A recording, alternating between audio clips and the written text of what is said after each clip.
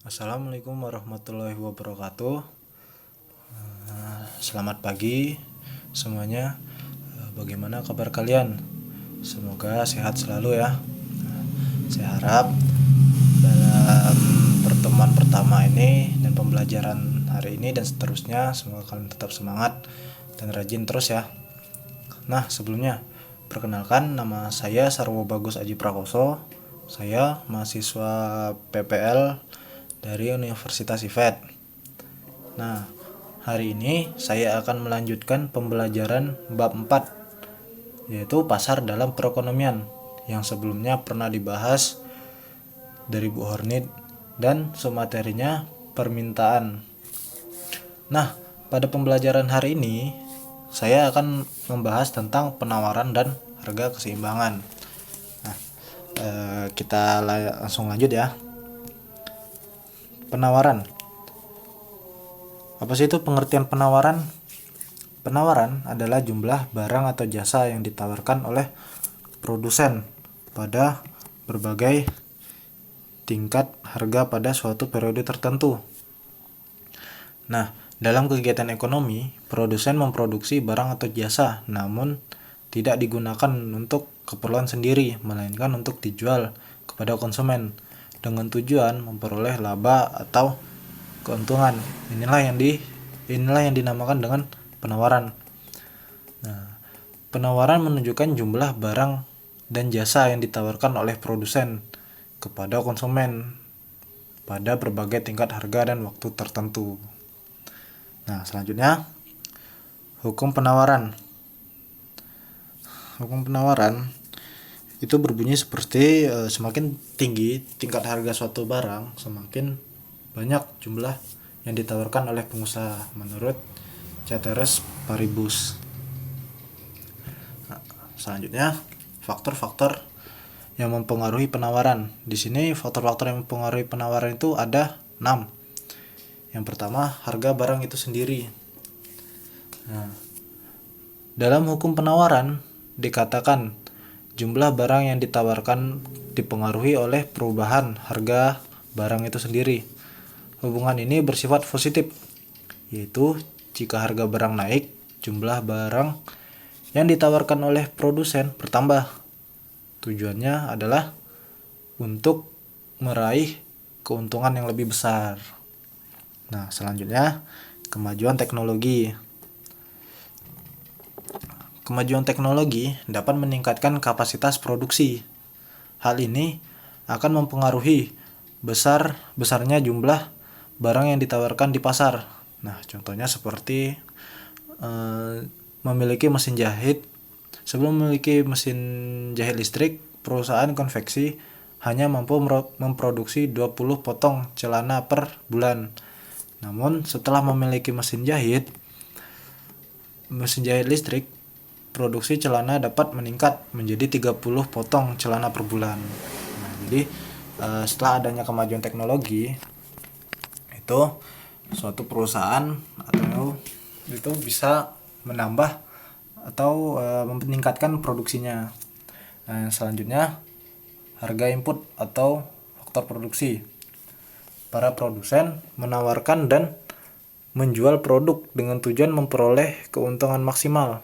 Keuntungan merupakan selisih antara harga jual produk dan biaya produksi. Nah, apabila harga jual tetap dan biaya produksi turun, maka keuntungan semakin besar. Semakin besar keuntungannya, maka semakin banyak barang yang ditawarkan. Dengan demikian, penurunan biaya produksi akan meningkatkan penawaran. Nah, biaya produksi ini dipengaruhi oleh harga-harga input, yaitu upah tenaga kerja, bunga modal, sewa tanah, dan keuntungan yang ingin diperoleh oleh wirausaha. Nah, selanjutnya jumlah perusahaan dalam industri. Pada jangka pendek, jumlah perusahaan dalam industri relatif konstan. Namun, dalam jangka panjang mungkin ini perusahaan baru yang memasuki pasar. Apabila jumlah perusahaan meningkat, maka jumlah barang yang ditawarkan meningkat. Nah, sebaliknya, Apabila perusahaan berkurang, maka jumlah barang yang ditawarkan akan menurun. Yang selanjutnya, perubahan harga barang substitusi dan komplementer. Apabila harga barang substitusi meningkat, maka penawaran harga barang yang diamati akan turun. Hal ini karena harga yang diamati menjadi relatif lebih murah dibandingkan harga barang substitusinya. Demikian sebaliknya, sedangkan jika harga suatu barang komplementer meningkat, maka penawaran terhadap barang yang diamati itu meningkat. Nah, yang selanjutnya perakiraan harga masa depan. Bagi penjual yang memiliki modal besar, mereka akan menunda penjualan barangnya jika mereka memperkirakan bahwa besok harga akan lebih tinggi daripada harga sekarang. Misalnya, harga telur dalam satu bulan terakhir terus mengalami kenaikan. Para penjual yang memperkirakan harga terus naik akan mengurangi penawaran karena mengharapkan keuntungan yang lebih besar di masa yang akan datang. Nah, kita lanjut. Nah, selanjutnya kurva penawaran. Kurva penawaran adalah grafik yang memuat hubungan antara sebuah barang dengan kuantitas yang ditawarkan. Nah, di sini ada tabel yang saya ambil dari buku. Nah, jika tingkat harganya 0, maka barang yang ditawarkan itu 0. Nah, contohnya seperti kurva yang ada di samping ini. Nah, jika tingkat harganya itu 1, maka barang yang akan ditawarkan itu 3. Jadi titiknya seperti ini. Nah, selanjutnya jika tingkat harganya itu 2, maka barang yang akan ditawarkan itu 6. Nah, terus untuk yang permintaan kan kemarin menurun ya. Nah, ini dari bawah ke atas. Nah, selanjutnya terlihat bahwa kurva penawaran memiliki lereng atau kemiringan positif. Artinya semakin tinggi harga, semakin banyak jumlah yang ingin ditawarkan berdasarkan kurva di atas. Adapun dapat membuat fungsi penawaran sederhana, yaitu dengan mengambil 2 titik ordinat. Nah, di sini kita akan mengambil 2 titik ordinatnya itu tingkat harganya 1 dan tingkat harganya yang kedua. Jadi tingkat harga yang 1 itu barang yang akan ditawarkannya itu 3. Nah, tingkat harga 2 barang yang akan ditawarkannya itu 6. Nah, jadi seperti ini ya. Nah, dimasukkan persamaan. Nah, rumus untuk fungsi penawaran itu seperti ini. P dikurang P1 per P2 dikurang P1 sama dengan Q dikurang Q1 per Q2 dikurang Q1. Nah, kita masukkan angkanya. P dikurang P1. Jadi P1 ini 1 ya.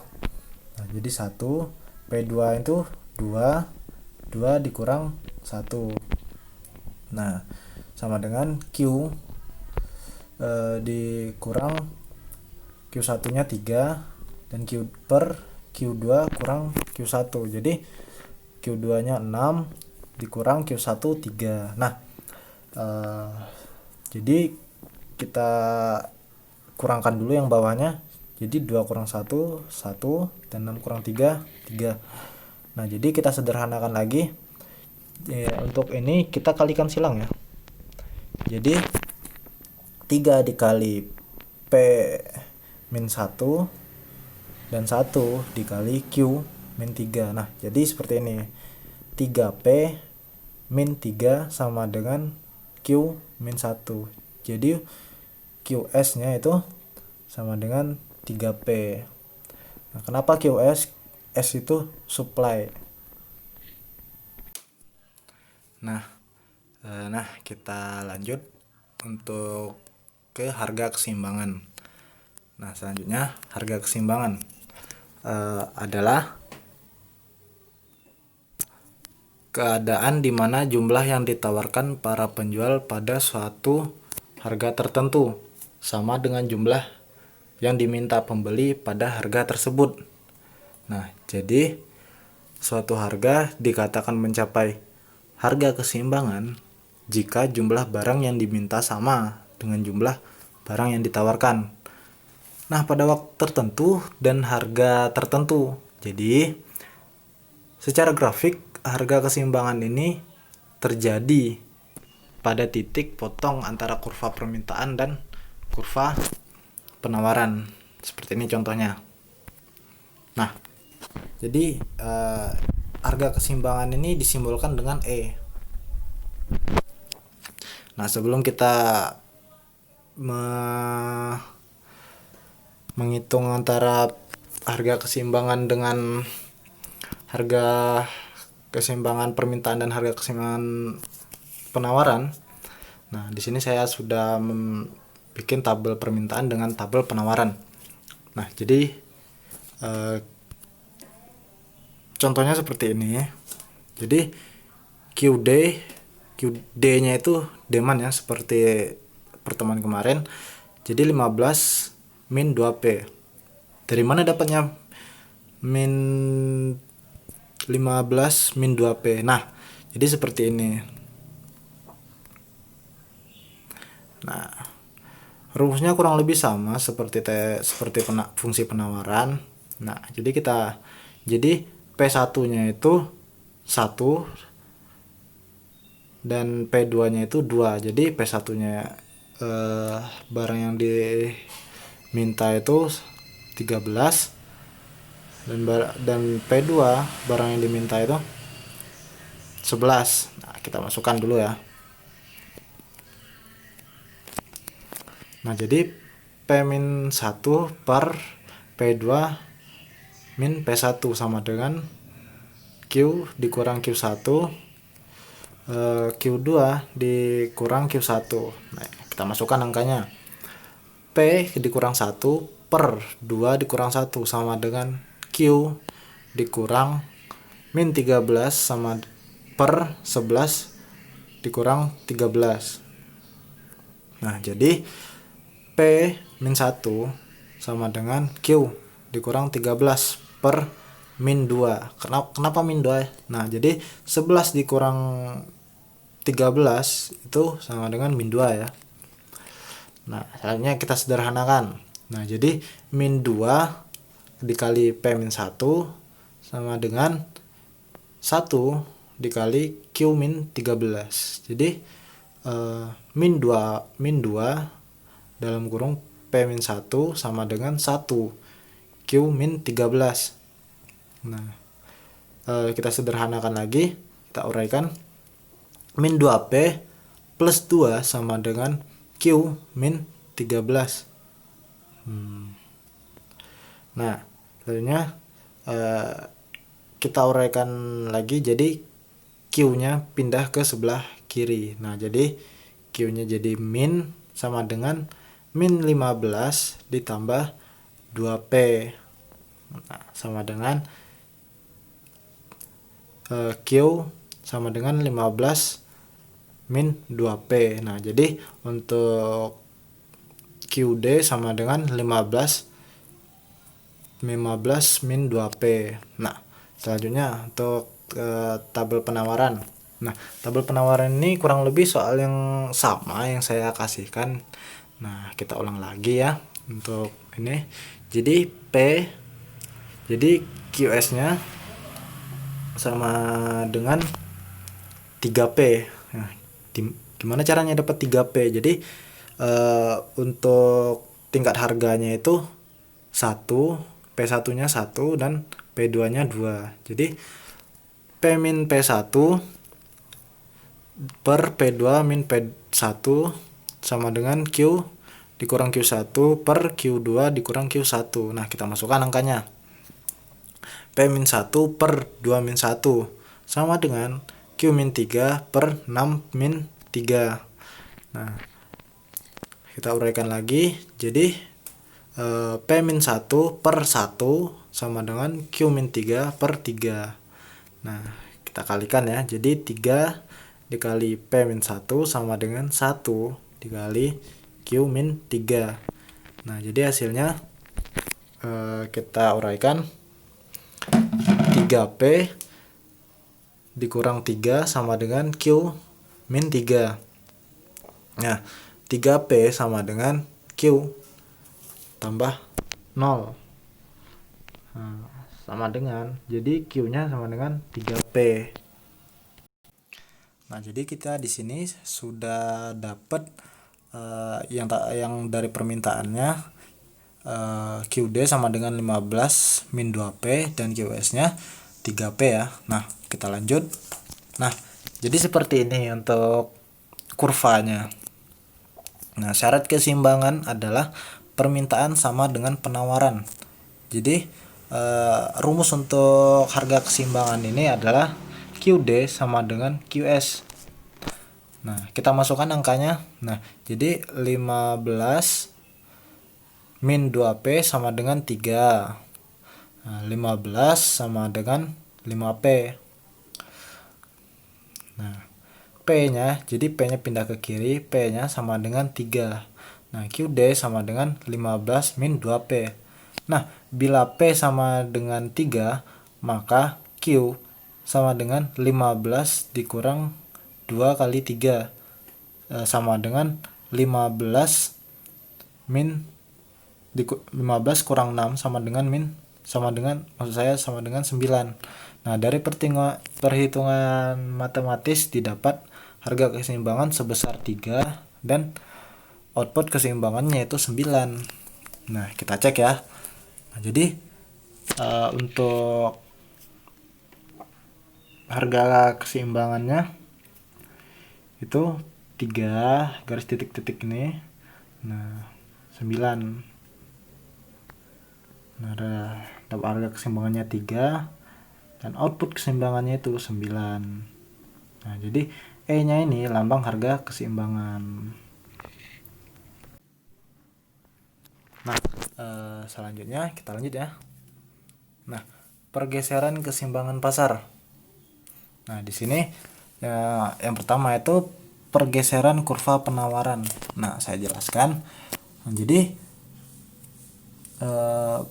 bertambahnya penawaran akan menyebabkan bergesernya kurva keseimbangan. Nah, sebelah kanan S ke S1 sehingga keseimbangan juga bergeser dari E ke E1. Nah, begitupun sebaliknya jika terjadi penurunan penawaran. Nah, selanjutnya pergeseran kurva permintaan. Nah, saya jelaskan. Bertambahnya permintaan akan menyebabkan bergesernya kurva keseimbangan sebelah kanan D. Nah, ini sebelah kanan D ke D1. Sehingga keseimbangan juga bergeser dari E ke E1. Nah, jadi begitupun sebaliknya ya. Kalau misalnya dari E1 bergeser, maksud saya E dan E1 bergeser, nah yang ikut D dan D1 nya juga ikut bergeser. Nah, beda lagi dengan pergeseran kurva permintaan dan penawaran. Pergeseran kurva permintaan dari D ini D yang di atas dan D yang di bawah ke D1 ke D1 dan itu kurva permintaannya. Jadi kurva permintaannya itu, nah dari sini ke sini itu kurva permintaan. Nah, sedangkan kurva penawarannya dari S ke S dan dari S1 ke S1. Nah, telah menggeser titik keseimbangan dari E ke E1. Nah, walaupun E bergeser ke E1, tetapi harga keseimbangan tidak berubah, yaitu tetap Q dan Q dan P-nya yaitu tetap besar ya. Nah, begitupun sebaliknya. Nah, itu saja yang bisa saya sampaikan untuk pertemuan kali ini. Mohon maaf apabila ada salah kata atau tutur kata yang kurang berkenan ya. Saya akhiri. Wabillahi taufiq wal hidayah. Wassalamualaikum warahmatullahi wabarakatuh.